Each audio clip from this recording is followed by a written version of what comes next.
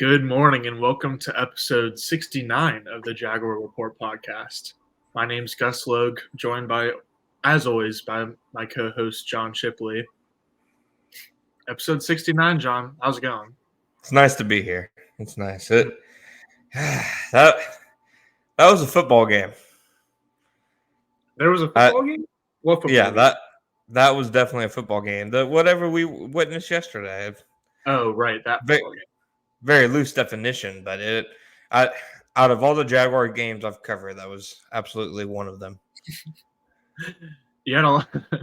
I saw that one. That was one of your better teams. Yeah, it didn't hit like the way I thought it would. Really? People were still a little too miffed, I guess. Mm. They were like, you meant to say one of the worst, right? And I'm like, frankly, no. Yeah. No, I agree with those. Better categorized as a game that happened rather than one of the worst games that happened. Yesterday was rough. 34-3 was the final score. It was, I think, just 13-3 at halftime.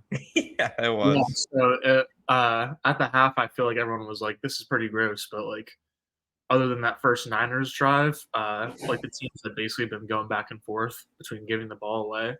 So there was a little bit of hope then, and then like the George Kittle touchdown happened, and then the Jags never scored again in the second half. So yeah, I felt like the game was over once Kittle scored there. You kind of just tell, okay, it's just not their day. Like there were so many things early that showed you it wasn't their day. The 3-and-out on the first drive on offense, like the very first play, it looked like they were trying to get Calvin Ridley involved, and the 49ers, which was a theme throughout the game, but basically knew exactly what was coming and played it, perfectly. And then, third down sack.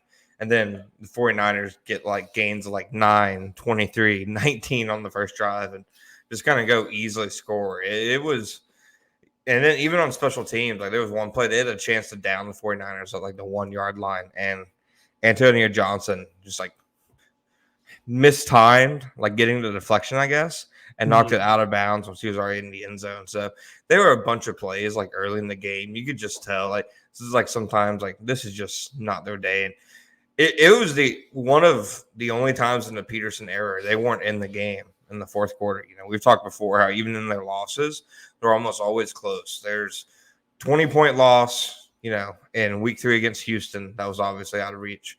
The 26-point loss to Detroit last year on the road, a complete bludgeoning. And then this was the worst loss of the Peterson era. Every other loss has been close, but for as close as every other loss was, this one, even 13-3, felt like it was a 3-score lead. Totally. Yeah, I feel like what we learned about the Jaguars offense is that they're not necessarily built to play from behind. The Jags won 5 in a row before last week, and in all of them, I'm pretty sure they were winning at halftime, and the offense was able to kind of just get out of the building and get to next week pretty much.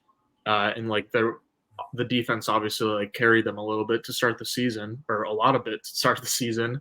And then the Niners are obviously built to play with a lead, considering how they're more of a run first offense than anything. They are. That's really where their bread is buttered. And so I think that's where the troubles really begin for the Jags offense, is that they couldn't get anything going on the ground early in this game, and their running game hasn't been efficient all season, as we were saying last week. And so they want to be able to start with the run, I think, and then be able to do their intermediate and deep stuff pass wise off of that. But then when the run game isn't working at all, and then your deep threat, quote unquote, and Zay Jones is also out, then you're kind of screwed in no man's land of just relying on these quick game and screens and stuff like that. But it's a lot harder to win with that type of offense when A, you're trailing in the game, and B, when they're playing a defense like the Niners, who are clearly just kind of squatting on everything. And then when the Jaguars did try to go deep, there was just no time available. So the game was really a lot won and lost to me in the trenches too, just because the Niners didn't let anything up on the ground game in the early downs, and then in the late downs, and they had racked up. I think all 5 of their sacks were on third downs. That could be wrong, Yeah, but I remember. I thought the Jaguars' defensive line hung in there a bit. Like the defense didn't have a good performance. We'll get to that later, but I thought Yeah. the defensive line probably had a better performance than, like, say, the linebackers or the secondary. Mhm. The offensive line, you could just tell on those in that first quarter alone. The first quarter, they had 3 drives. They got 1 first down, 1 play that went further than 5 yards. They had, 20 yards in general. They averaged 1.7 yards per play. I mean, it was just they got nothing going to start the game, and then you get to your 4th drive and you still haven't put any points up. Well, San Francisco's already put up 10, and they get their first successful run of the day. To me, it said everything that their first time they could get any running room was when they did a toss to ETN and basically had him get as far away from the offensive and defensive line as possible, because Right. they didn't even try to establish the run. And that's the thing with how bad this 49ers defense had. Like, context is needed. I feel like a lot of people are like saying, like, oh, it's the 49ers defense, they're going to do that to you. Like, yeah, it's probably the most talented front the Jags will play this year. But for the last month, it's been a bad defense. And the only 2 differences are Chase Young and Steve Wilkes coming down from the booth to the sideline. So, like, that it was a defense where one game, but yeah, I agree generally. Exactly. Like, there were still ways to exploit them, but the Jaguars, like you said, they it's easy to make them one-dimensional.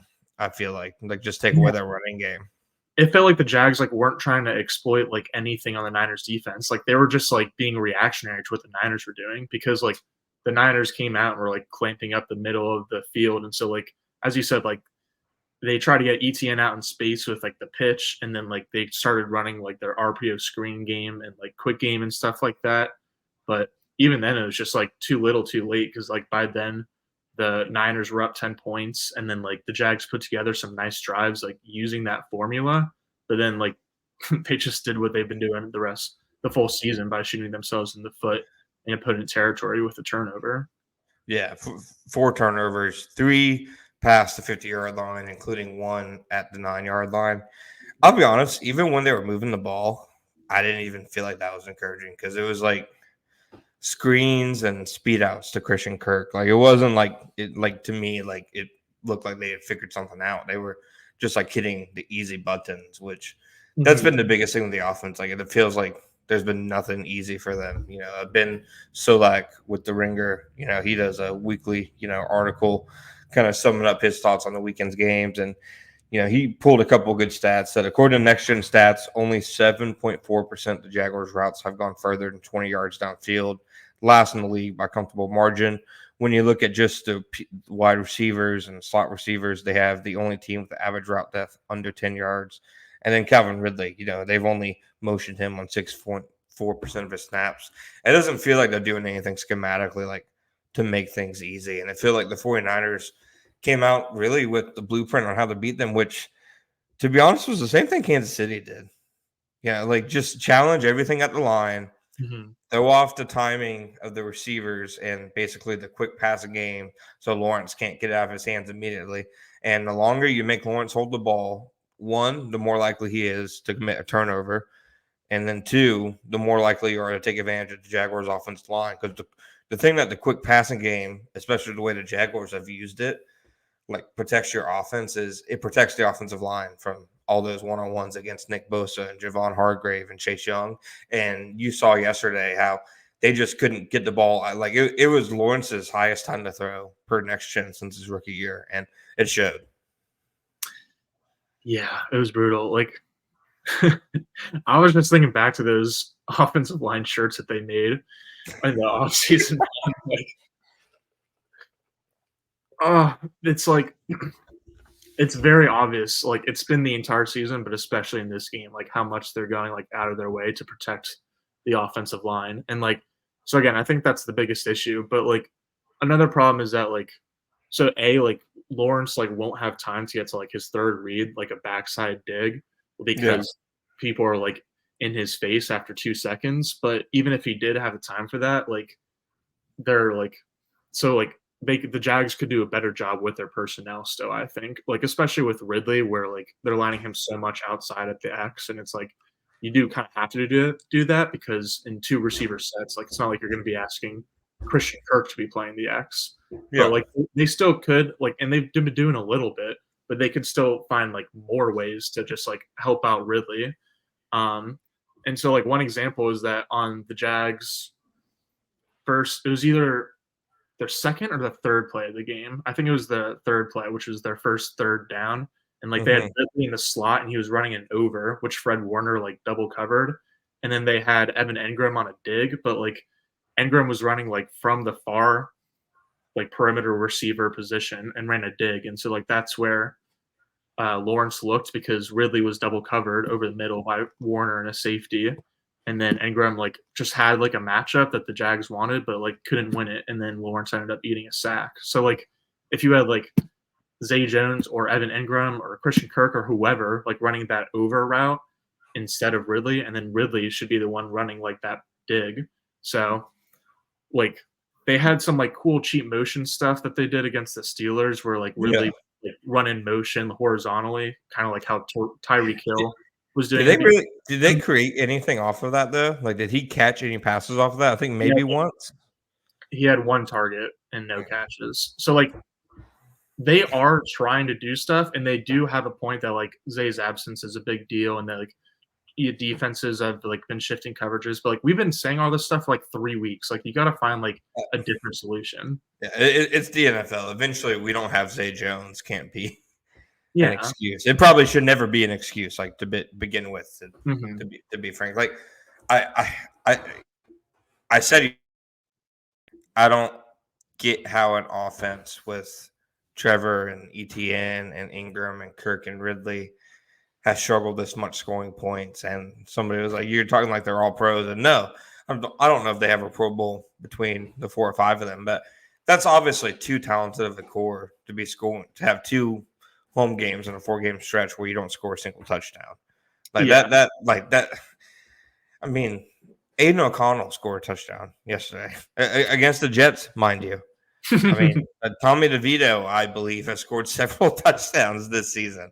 Like it doesn't compute to me, and I normally shy away from like instantly like going at like coaching. In my time, I go more like against like the team building and philosophy in general. I feel like kind of harder on GMs and coaches. My apologies to Dave Caldwell and Trent Baalke, but I feel like with this one, especially like just looking at this Jaguars offense, there were only 3 differences compared to last year. One is Calvin Ridley in for Marvin Jones.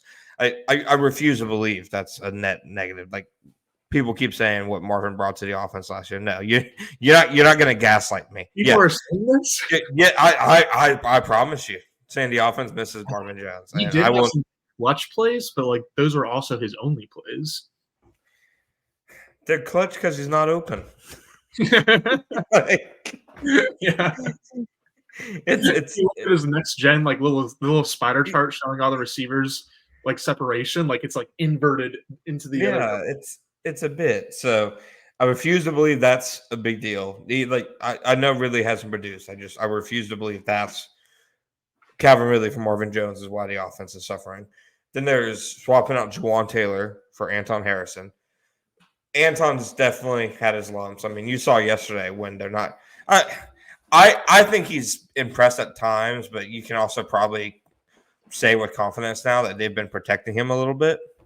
Mm-hmm. I mean, he's getting the Juwan Taylor treatment. Yeah, I mean, yeah, they protected Juwan last year. Like, but then you look at Juwan in Kansas City, and even if you're not looking at the penalties thing, he hasn't been an efficient pass protector this year.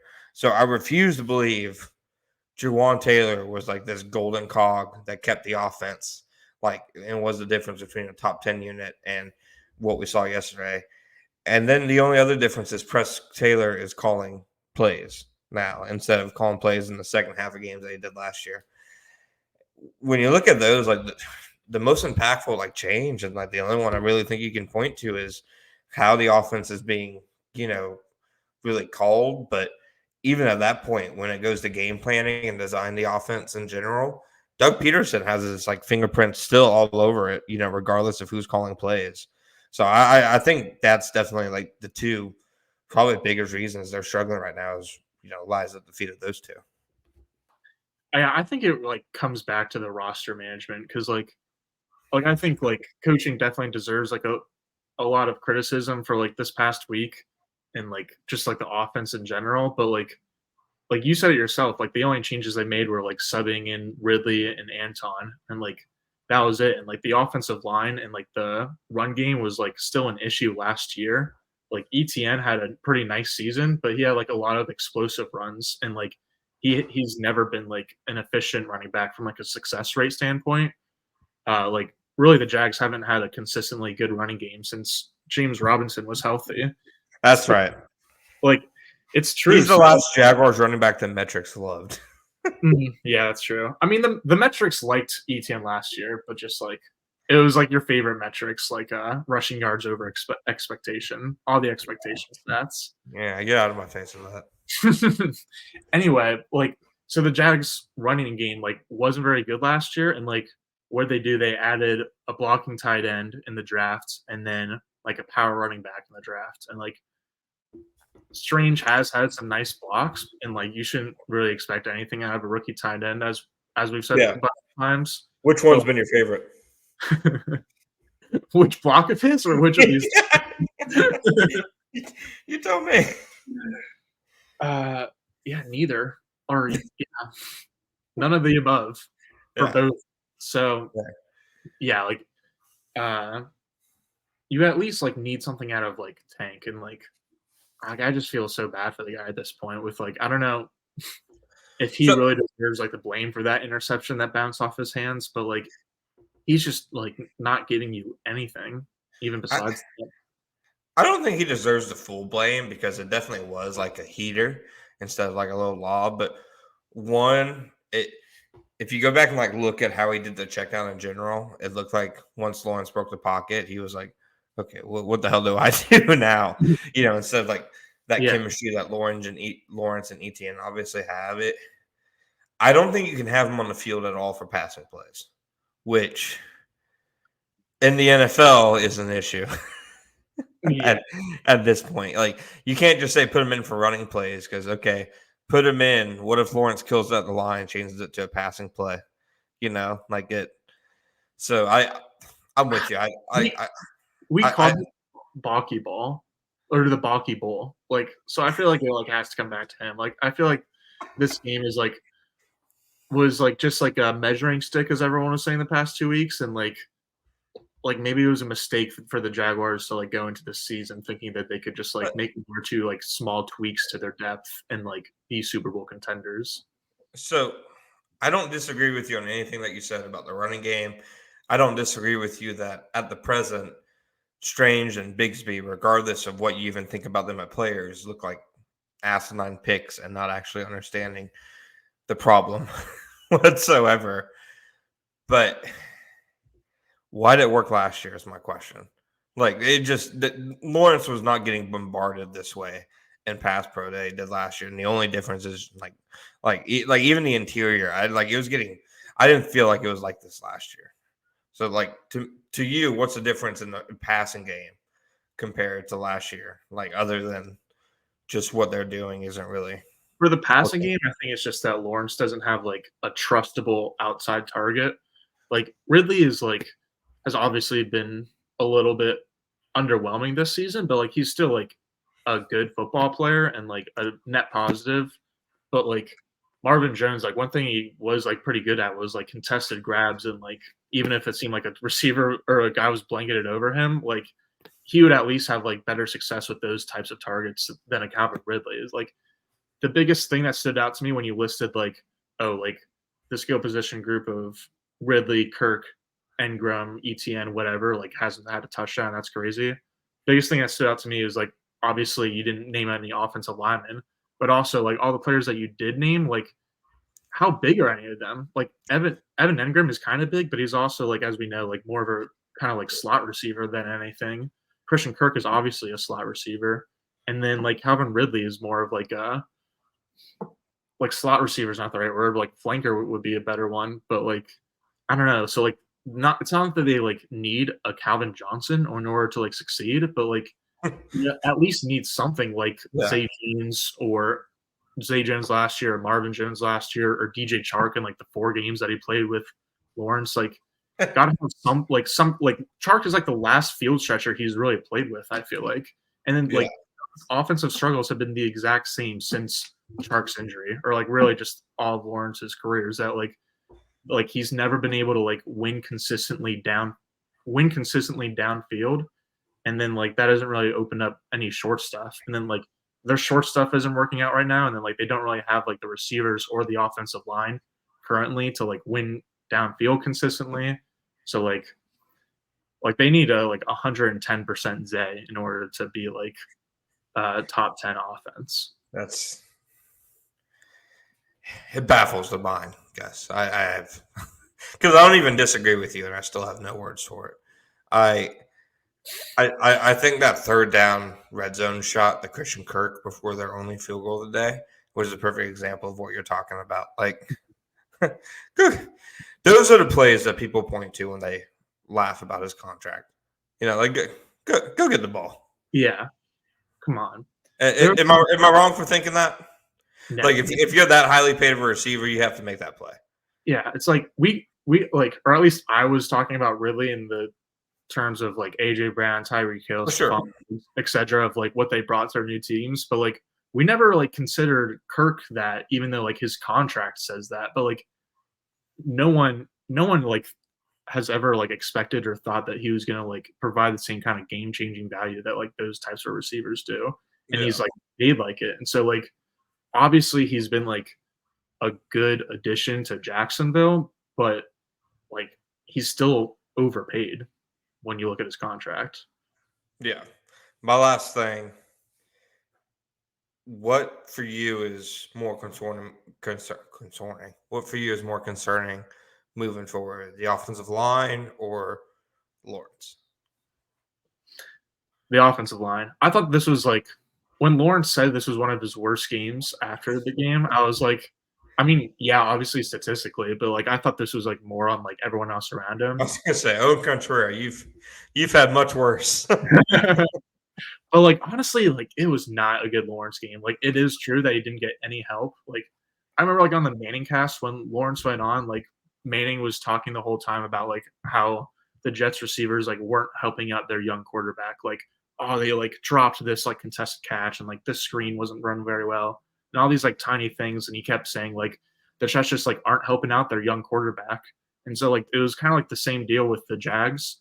But like with that said, like Lawrence was like a little bit like he could have thrown to Ridley immediately on that very first play, and instead like he kind of like let Warner come up and then had to throw it away, and then like I think he missed Ridley like on a dig when he tried that like deep yeah. shot.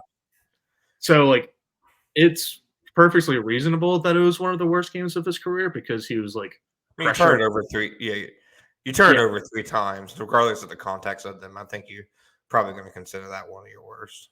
Even outside of turnovers, though, like it was just like not great overall.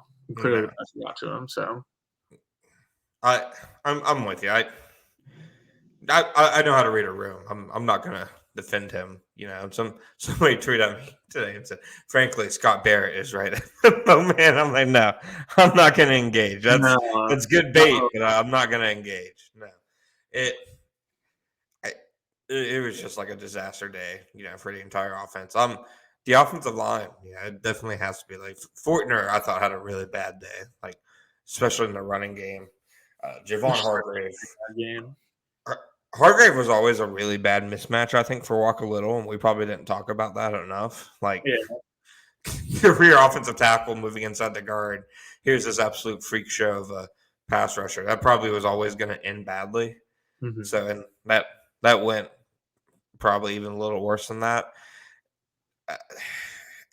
Cam Robinson, I expected him to hold up better than he did. Honestly, he had nothing for Chase Young or Nick Bosa. Yeah, like, Young and Bosa just terrorized them. Yeah, man, that's a good group. Next week, though, Jeffrey Simmons. So it'll be Yeah. interesting to see See, how left guard shakes out. not even just him, dude. It's like Danica Autry is a really good player. Yeah. Harding Keys are a Mm. really good and productive player, and Mhm. he's incredibly unwell, so he's going to be up for that game. I mean, it's going to be a big one. All right, I Yeah. think So we've I was just gonna say, like, it was definitely a bad Lawrence game, but like, it's not Lawrence's fault. I would say it's more on like the offensive line, and then like not having a like contested catch receiver, pretty much. fair enough. All right. On that note, I believe we've put this to bed. So go ahead and move to the defense after these breaks.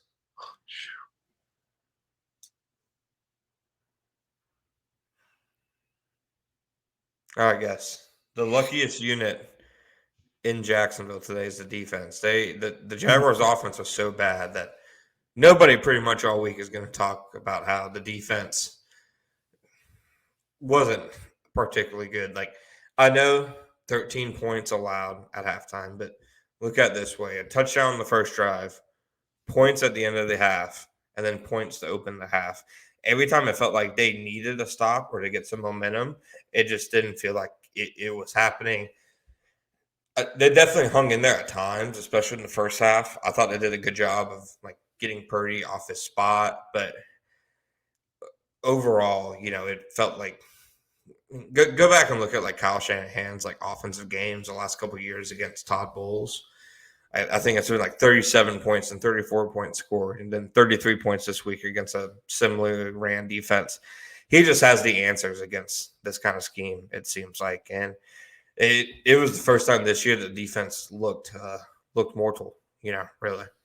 Yeah, it was the first time like they looked more like the 2022 version of themselves than this year's version of themselves. Like Devin Lloyd led up a big play in coverage. Tyson Campbell led up a couple of contested catches. Like the pass rush wasn't getting home really at all, or like they were getting close, but they're like not winning or not finishing. Rather, Yeah, they only ended with 2 sacks and both went to Foyer. So, yeah, right. good point. I thought like Allen and Walker particularly like had good games in terms of getting pressure, mostly in the first half. But Mhm. like you said, they didn't finish. I think PFF had 9 pressures between the two of them. Allen had like a 27 point whatever percent win rate. Walker had like a 10.4%. It felt like he had a way better first half than second half. But like you said, they were kind of the story on their defense the last 2 years. Like they were getting pressure at a decent clip. It's just not finishing. And I think the big worry for all the highs that the defense had brought for the last couple of months, and they had done a great job, is that what happens when the turnovers, dry up. And I mean, they had a chance at a couple different turnover worthy plays. I thought, that first touchdown by Brock Purdy should have been an easy interception. Kyle Shanahan literally called it after the game, the worst decision that Brock Purdy's ever made. I mean, like, Yeah, his quote after was hilarious. He was like, "It took me a while to get over that one." yeah. So like that, when you watch it back, I don't get how that play isn't a turnover. We said before the game that there'd be chances. They have to take advantage of them, and I felt like there definitely were chances, and they took advantage of, at zero. Yeah, that's it. They got beaten in like down to down, and then like even when they had the chances, like you just said, like they weren't able to capitalize because they had a 49% success rate on early downs on Sunday, including a 39% success rate on early rushes, and so like I think they had like maybe one or two third and longs, and it was really only due to penalties. Really, Yeah. I think they actually finished with like a pretty bad like third down uh, like efficiency. Let's see. Yeah, both teams were 4 for 12 on third downs, but like the Yeah. Niners just like, rarely faced third downs. I mean, they had the same amount as Jacksonville, but like They were they on just schedule. much on early downs that like didn't really matter. And then like so there was really only like two or three opportunities for the Jags to like really make a play, and then they just like weren't able to make those plays. And then like plus all of the mistakes made by the offense, like it just snowballed pretty quickly. Yeah, 100%. That That's the big reason I think people were even pushing for them to trade for a pass rusher because the defense, like, it needed impact plays to remain a top defense, and they needed more players who could create game changing plays, and that's just what they didn't get yesterday. I was surprised honestly that the coverage was as loose as it was. I mean, they were, like I said, I thought the defensive line, like, it wasn't good against the run. It was surprising that the Jaguars went with like 3 safety looks instead of base personnel a lot. Andrew Wingard played like twice the amount of snaps as Trey Herndon. Yeah. It seemed like almost all of their 3 safety looks came against 22 personnel, and I can't recall if that's their same. Like, I know they used Wingard a lot against the Ravens last year as a third safety. He played like 47% of snaps. I don't know if it was like against 22 personnel then, but it seemed like that was their answer, was to put 3 safeties on the field instead of operate out of base.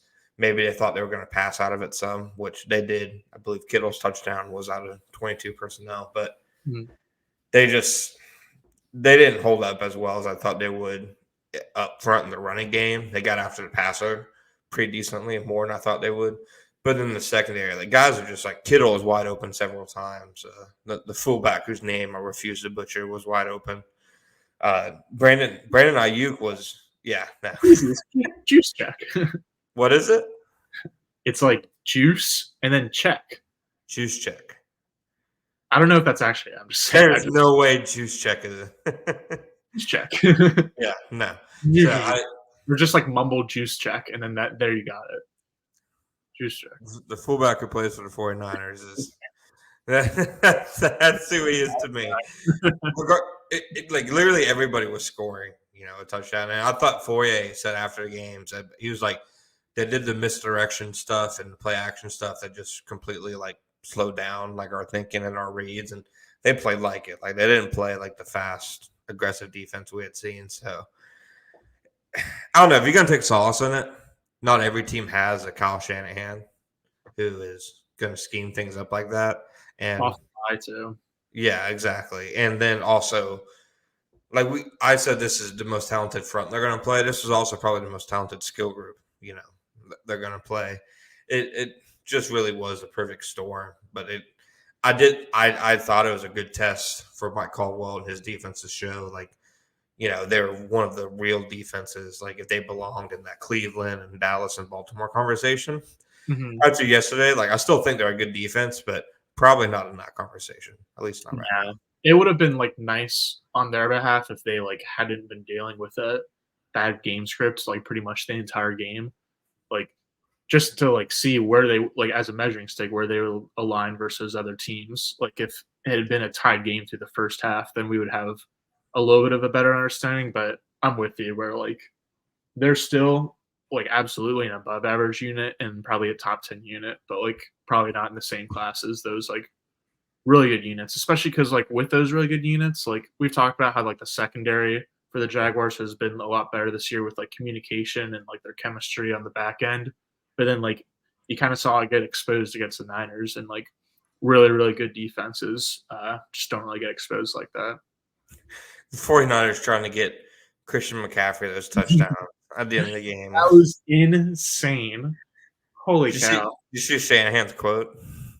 No, I didn't. Somebody asked him if Peterson said anything, and he was like, right when we did the handshake, like I went up to him and explained why we were doing that. And he was like, yeah, we knew, we talked about it. He goes, hopefully he wasn't too offended by it.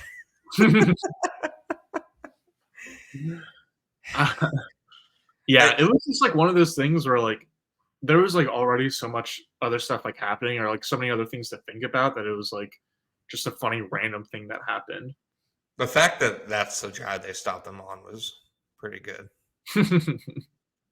Yeah, that's when the defense really came through, is when it was just about Christian McCaffrey's record and not when I will say, like, this doesn't make me down on the defense, like, moving forward that much, because they're not going to see, like, many teams like the 49ers, but they will see teams that, like, the Shanahan tree is all out over the place right now. It's in Miami.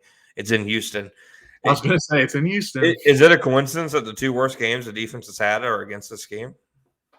I don't think so, no.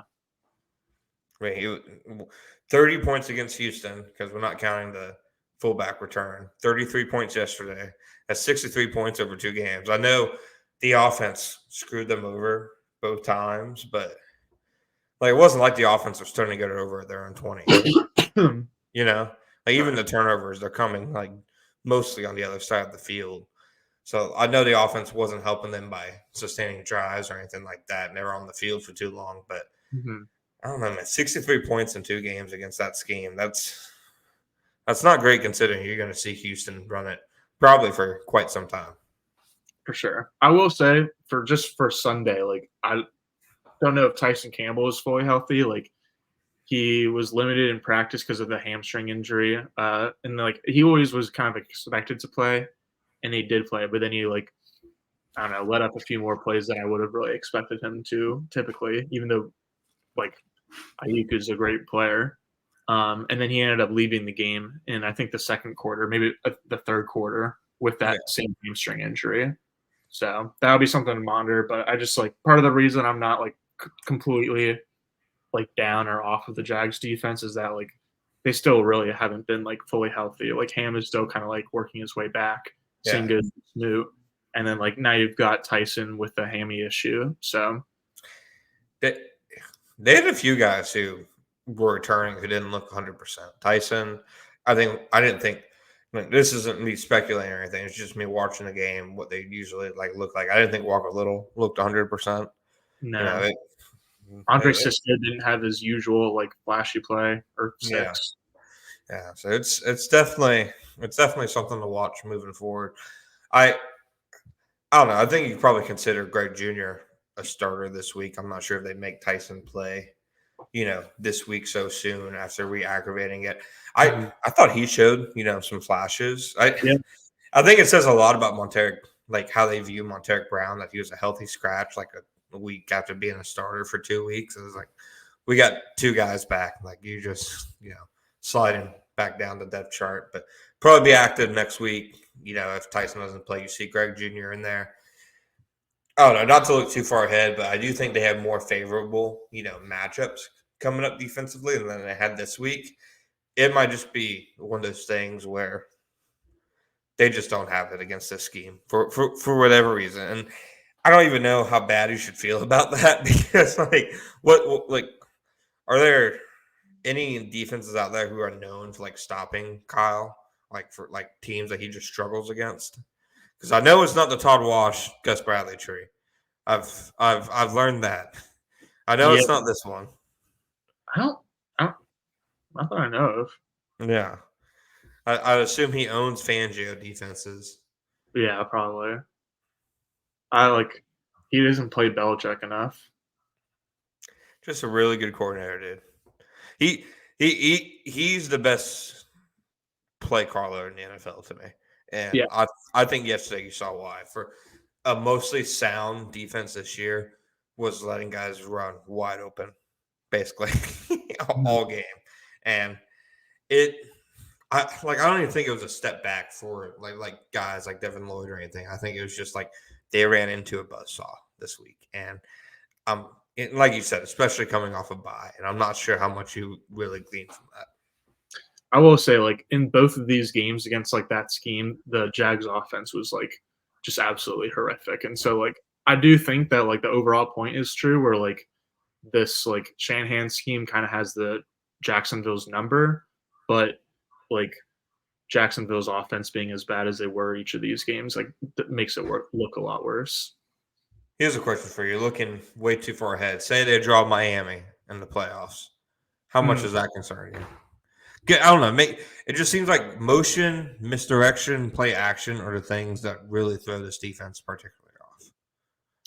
I kind of feel like my like there's like certain ways that you can beat Miami at least on beat their offense, especially like being like physical and like disrupting timing and stuff like that. And like I think like if healthy, the Jags defense has like the personnel to match up with the Dolphins. And then like from there, it's like maybe like there will certainly be like a chess match or whatever within the game. And then like maybe McDaniels will make an adjustment that like Caldwell can't then make another adjustment to, and that'll win the Dolphins the game. But like generally speaking, I think like as things stand now, I like the Dolphins offense is very scary in general, but I think against top 10 defenses like the Jaguars, I think I'm like more scared of maybe even the Chiefs, despite their own like receiver The worries. Chiefs offense?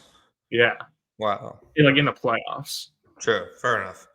That's Like fair. it's just different. Like people say like the NBA is like a different sport in the postseason just because like there's like so much less like fast breaks and like people are like actually really starting to try. So like it's less of an extent in the NFL, but like still the playoffs are like almost feel like a different sport sometimes. No, that's a fair point. That's a fair point.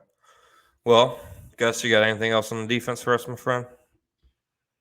Um no, I'm excited to watch Gregory Jr. next week though, because Yeah. he didn't make any like mistakes that I saw from watching. So hopefully that'll I, continue. I will say I'm gonna try to get some clips of Josh Allen versus Trent Williams because I know Trent clearly wasn't anywhere close to 100%. He basically said that after the game he didn't think earlier in the week he was going to play, but I felt like Josh Allen had the upper hand personally. Mhm. I I thought Trayvon was also, to your earlier point, like playing well too, especially in the first half in the yeah, run. no. So yeah, I'm maybe we should on Thursday or Fridays, whenever we record later this week, we can like kind of re-answer the question of like the panic meter of where we're at after we watch the film. So like, where would you say for offense and defense? Like, let's say For off, 1-10 is like very panicked. Where are for you at? offense, like a 9. Yeah, I was For gonna say you're gonna say 8. 9 is probably fair though. But like like it's the Niners, like they might win the Super Bowl. I'm just trying not to like completely overreact, so I'll stick with 8. Then 49. Yeah. For defense, like I don't know, like 4. Like it, it I don't think they're going to see the 49ers very often. Like they've played well against good offenses earlier this year. The 49ers offense is just different, I think. Yeah, I was thinking 5, so we're pretty much in the same territory for both. So, but we can ask the question again and see if like we changed our minds after seeing anything. That we shall. That we shall. For now, we're going to come for a break. Be right back.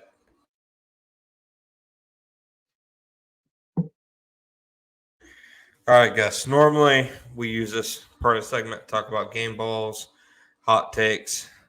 I'm not going to do myself a disservice and attempt to hand out an offensive game ball for that performance yesterday. Defense, go ahead and give it to Josh Allen for showing that he can beat a hobbled Trent Williams, which a couple years ago maybe he wouldn't have been able to. Special teams, Brandon McManus, sick field goal.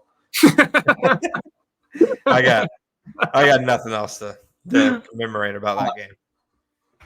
I didn't prepare any game balls, so I agree with you for special teams and offense, and then defense I'll go Gregory Jr. because was that the first game he bring me like the second game he's played this season? Yeah, I think the first time he's had defensive snaps this year.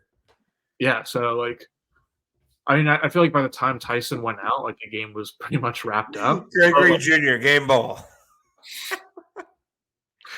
Who else? Okay, all right, fine. Like Foyer would be a good one. What, Don? I'm trying to like. How do I explain this to you? Is that like people like Josh Allen and like Foyer Lucan, who I'm about to switch it to, can get it like any given week.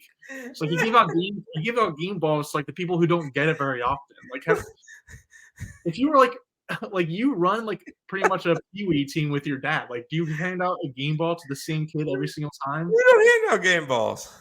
Well, if you did, you should. You don't have. You don't have. This is earned, not given. All right, fine. I'm not gonna give Gregory Jr.'s first. No, give Gregory Jr. No, Foyer. Give Greg Jr. the game ball. He had, in my opinion, the best cardio of anybody in that game. What the hell did he do? Yeah, he played. I'll give you that. He was present for the game. He showed up. I'll give you that. I'm gonna find some cool highlights. I bet he did something cool, and I'm gonna post it online. Yeah. Please. I don't have a bulky ball today, unfortunately. You're gonna have to wait for Friday. He balled man. Like I think Fourier had more sacks than Nick Bosa, if you wanna. I was gonna say, Foye. Okay, well, that's terrible. But yeah, Foye had 2 sacks and 3 tackles for loss, and the rest of Christian the Jags combined for 0 sacks and 0 tackles for loss. Nobody calls Debo Samuel overpaid when Christian Kirk's out producing him.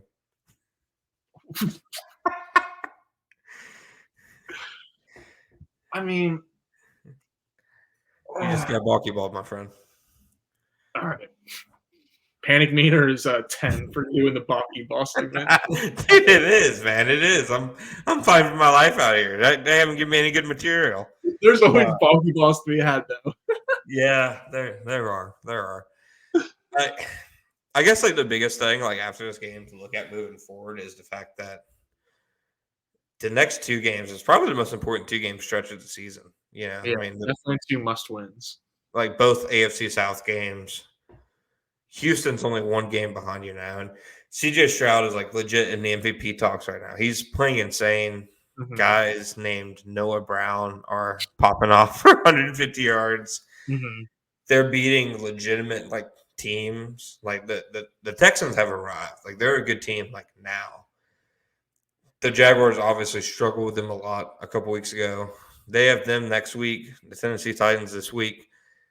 Divisional games are always wonky. I mean. Mm-hmm. This race with the Texans, like, go ahead and give me the panic meter right there on how the Texans are nipping at their heels right now. I would say like 6, honestly. Like I think it's definitely like a concern and like worth having a panic meter about.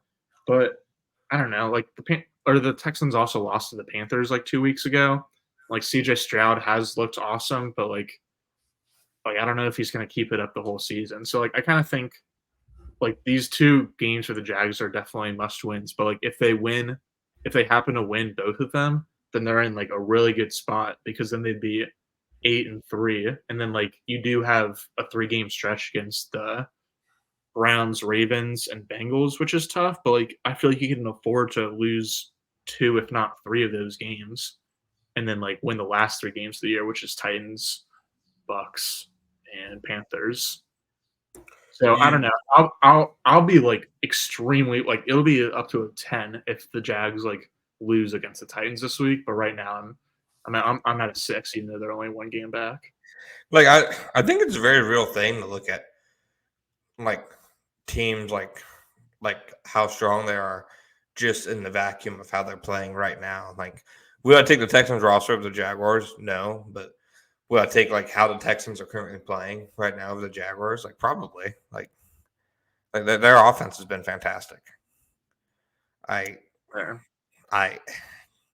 don't know, man. The way Stroud's playing right now, I feel like he had his rookie game, and that was against the Panthers. They gave the Panthers their only win somehow. Yeah, I mean, you gotta get it somehow, I guess. Yeah, so I'm with you. If they don't beat the Titans, and I mean the Texans have the Cardinals this week. I think the Texans win that game. That's the next thing. That the Texans are playing a last place schedule. You know, Jaguars are playing a first place schedule. The Texans have a super favorable schedule coming up. Yeah. The Jaguars are going on a gauntlet. They letting games slip away at different points this year, like they did in week 3, like they did in week 2, and then just coming out completely unprepared yesterday is a tough spot to be in when you have a team, you know, in my opinion, at your heels like this. Because I think right now the Texans are a bigger threat to the Jaguars than the Jaguars were to the Titans at this point last year. The Jaguars, I feel like, didn't really scare the Titans like 3 weeks. Sorry, you broke up in the last part. What was the last thing you said? I feel like the Jags didn't really scare the Titans last year until like week 13, week 14. Yeah, that's true. I mean, last season was ridiculous. But like, I feel like the thing, like people keep saying like, oh, the last time the Jags lost this big or this badly was to the Lions, and then they like rattled off 7 games in a row or whatever, however well they did. But it's like that's nice. Like don't say that like the last time they got embarrassed, like they ended up like going on a big winning streak. Like that's like the most copium I've seen in a while. Yeah, that's my reply to all of that is just always that's nice. That's okay. It I don't think you can take anything from last year, I guess, and really like just because anything happened last year, like every single year is different. So I don't know. The next two games are big, and we'll obviously talk about the Titans on Friday. Will Levis, at the very least, shockingly, doesn't look like the next big thing at Yeah. quarterback. It definitely seems like more of a Falcons thing right now. Him throwing 4 touchdowns against them. Like Hmm. the Falcons are the funniest team in the NFL to me right now. Like they just keep losing the dumbest game like situations, like losing to debuting Levis, losing to Josh Dobbs, and then Right. did you see Kyler Murray's 3rd and 10 like scramble for a first down to win the game yesterday? Uh-huh. Dude, the dumbest play I've ever seen. They're it can always be worse. It can always and True. I don't know. Like, is that maybe the thing to take away from it? Is that like they're still like should it be they're still 6-3? It's like it's the 49ers. It's okay, or should it be okay? Maybe it's time to start being worried. I think it's like okay, like we're not in like the same class as like the NFL elites because I think like it was like again like such a big measuring stick game of like where are you like a scrappy like wild card team like kind of like you were last year or are you like actually a team to be taken seriously? And so I feel like this week against the Niners is like all right, Jags, like you're still like pretty fun. You still have like a good coach and a good quarterback, but like we're not taking you seriously quite yet because like you embarrassed yourselves off a bye week at home against a true Super Bowl contender. So I think now it's like the question should be like, did the Jaguars like really do enough in the offseason to like improve their roster and like make it into an actual Super Bowl contender or like what level is this team really at? And so again, like I'm like my overall panic meter isn't too high because like I don't want to overreact to one week and 49ers are arguably the best and like most talented team in the NFL. But like I think this past week was about like where we consider the Jags among all NFL teams. Yeah, I'm with you. They don't get into any fights with Richard Sherman or any other analyst. Sports personality on Twitter for a little bit would probably be my advice. Probably not the time. Probably not the time. Good advice. Richard Sherman was tweeting his ass off last night, dude. Waiting until the next loss they have was a good bit, but Yeah, still, like come on. Like I can't he I can't he say I also, would have done anything different. he has like his underlying points make a little bit of sense, but then like he's also just like like you said, just like waiting until after they lose big to like reveal his point. And like he's putting it on Lawrence where like things that he's saying about Lawrence are true, but like I don't think they're Lawrence's fault. Yeah, So I know that's what he's doing because that's exactly what I do. yeah. I was gonna say like he knows what he's doing. He's not playing football anymore. He's playing media. Yeah, yeah, it's a good bit. It's a good bit. Well, you got anything else to say, or can we go ahead and throw some dirt on this casket? Yeah, Let's yeah. get into The here. Vince McMahon. Yeah, it definitely a game to forget. It like I've covered a lot of really bad games. I still feel like Chargers in 2019 was the worst one I've covered. Texans in week 3 was pretty bad because it just felt like such an ass kicking by a team that you definitely should have beat. Right. Definitely several games in the Urban era. 2020, I'll be honest, is kind of a blur, but several games in that era. This is probably like the 5th worst game I've covered. So definitely one to remember. I'm mostly upset that I hyped myself up into it, and also Mhm. that I had a lot of Brock Purdy tweets, and they made me look very stupid. So, like I said, I don't root for teams. I root for my narratives, and my sweet narratives were crushed on Sunday. I'm with you, man. He had a zero point 0.5 EPA per play on Sunday, which means he basically added half a point to the scoreboard every time he dropped back. Pisses me off. Insane. That kill throw, like, stop. Like, that's not real. That didn't happen. come on. That, like, what was that? One time I'll tweet and make fun of a player and not be proven to be a jackass like 3 weeks later. But not going to happen this week. Man, Will Levis, you're next. that Yeah, so was a game.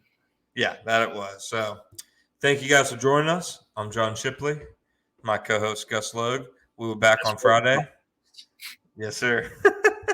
We'll be back on Friday to preview Will Levis and Mike Vrabel's Fighting Tennessee Titans.